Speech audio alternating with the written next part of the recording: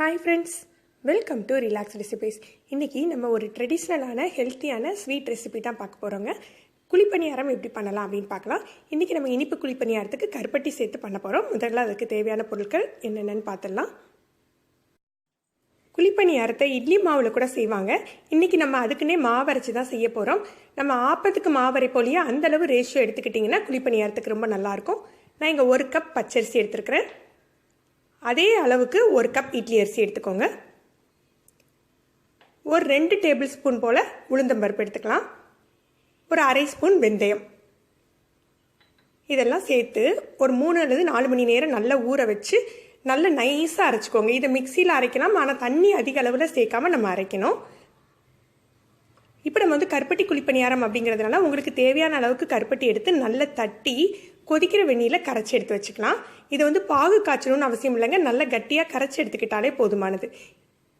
இப்போ இந்த மாவை அரைச்சிட்டு ஒரு 8 மணி நேரம் நல்லா புளிக்க வச்சுக்கோங்க. குறைஞ்சது 8 மணி நேரத்துலேருந்து 12 மணி நேரம் வரைக்கும் நம்ம புளிக்க வச்சுக்கலாம். இப்போ கருப்பட்டியை நல்லா கட்டியாக கரைச்சி எடுத்தாச்சு. இந்த மாவில் ஒரு 1/4 டீஸ்பூன் போல் உப்பு சேர்த்துக்கோங்க.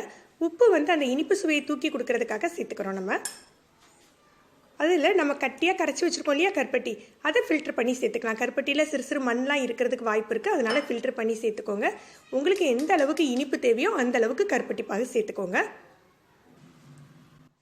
இந்த மாவோட ஒரு அரை டீஸ்பூன் போல் சுக்குப்பொடி சேர்த்துக்கிறோம். சுக்குப்பொடி சேர்த்துக்கிறதுனால நல்ல மணமும் கிடைக்கும், ஜீரணத்துக்கும் ரொம்ப நல்லது. சுக்குப்பொடி நம்மளுடைய பசியை தூண்டக்கூடிய சக்தி உள்ளதுங்க.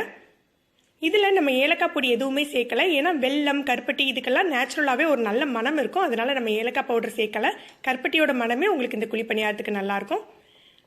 மாவை நல்லா கட்டியாக கரைச்சிக்கோங்க, ரொம்ப தண்ணியாக இருக்காமல் பார்த்துக்கோங்க. தோசை மாவை விட கொஞ்சம் கட்டியாக அல்லது தோசை மாவு அளவுக்கு இருந்தால் கூட போதுமானது.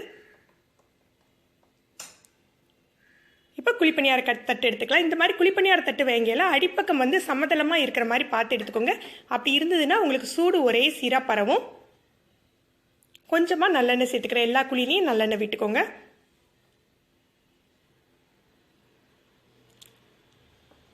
கல் கனமாக இருக்கிறதுனால சூடாகிறதுக்கு கொஞ்சம் லேட் ஆகும். எப்போதுமே குழிப்பணியார கல் கொஞ்சம் கனமாகவே பார்த்து வைங்கோங்க, அப்படின்னா தான் நல்லா நின்று வேகும் உங்களுக்கு.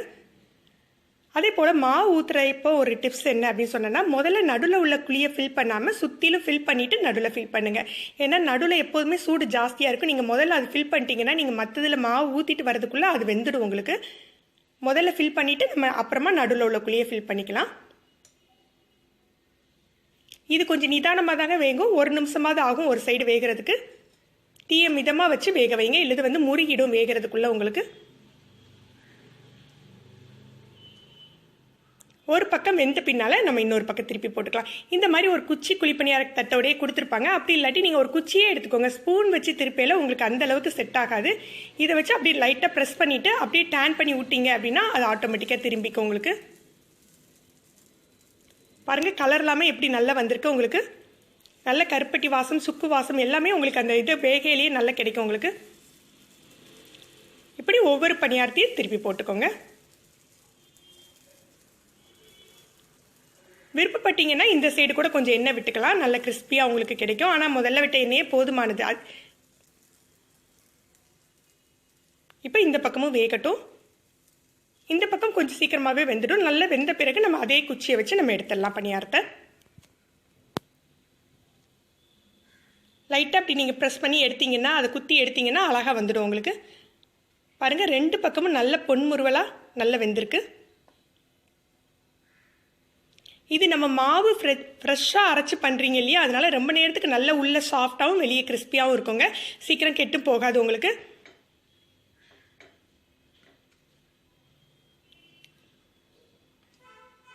ஒரு நாள் ஃபுல்லாக நம்ம வச்சு யூஸ் பண்ணிக்கலாம். இப்போ இதே மாதிரி மீதமுள்ள மாவையும் நம்ம சுட்டு எடுத்துடலாம். நீங்கள் மொத்தமாக இந்த மாவை அரைச்சி ஃப்ரிட்ஜில் வச்சுட்டு தேவைப்படையில் கருப்பட்டி எல்லாம் சேர்த்து உப்பு எல்லாம் சேர்த்து கலந்து விட்டு கூட நம்ம செஞ்சுக்கலாங்க. ஆனால் இந்த மாவு அரைக்கையில் கொஞ்சம் கட்டியாக அரைச்சிக்கோங்க. ஏன்னா கருப்பட்டி பாகு சேர்க்கறதுனால மாவு கொஞ்சம் நீர்த்து போகும். அதனால் கொஞ்சம் கட்டியாக வச்சுட்டு நீங்கள் அதுக்கப்புறமா நம்ம கருப்பட்டி சேர்த்துக்கலாம்.